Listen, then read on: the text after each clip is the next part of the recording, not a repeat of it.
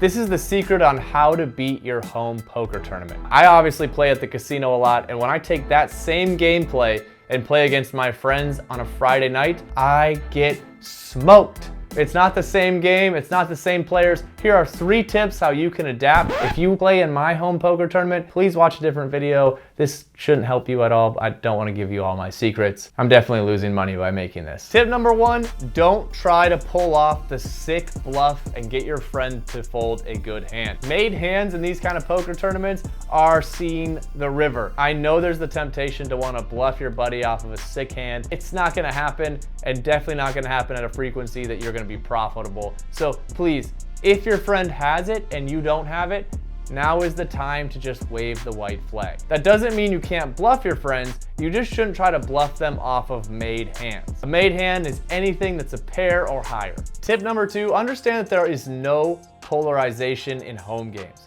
So when I work with a poker coach and when I've been studying, it's so important at the casino to be polarized. That means that when I'm betting it, you don't know if I have it or if I don't. I'm betting good hands the same as I'm betting bad hands. I'm checking good hands the same way I'm checking bad hands. It keeps people on their toes. When you're playing against other people that play a lot, this is important to use. Understand that your friends on a Friday night are not polarized. They do not play their good hands the same way they play their bad hands, and it's totally relevant post-flop. So when you're playing in a home game, everybody wants to see a flop, right? They get mad when you raise big. They're always wanting to see those first 3 cards. After those first 3 cards, however, the tune quickly changes. So that's very important now to understand where you're at in the table in terms of position. A quick rundown on position is who is directly left to the button goes first. If you're going last, you are in position because everybody has to act before you.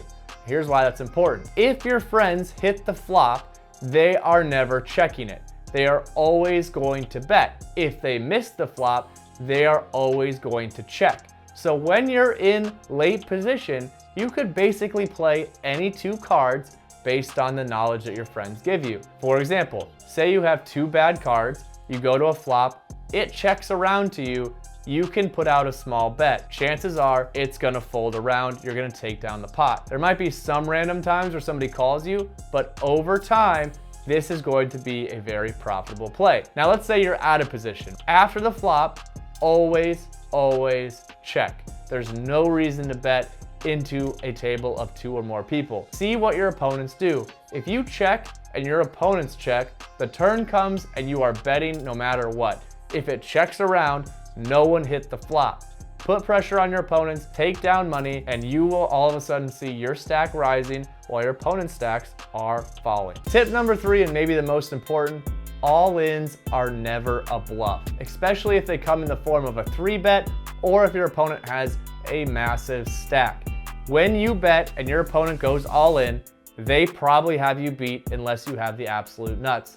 There is no reason to play big pots against your friends in these games. As I said in tip 1, there are ways to chip away at their stacks. Overnight, you'll eventually be the chip leader. If you're in a big pot against your friend and they go all in, you are never ahead. For example, in this tournament, I was heads up against my friend. I flop top pair, I bet, and he jams all in. It's never not the nuts.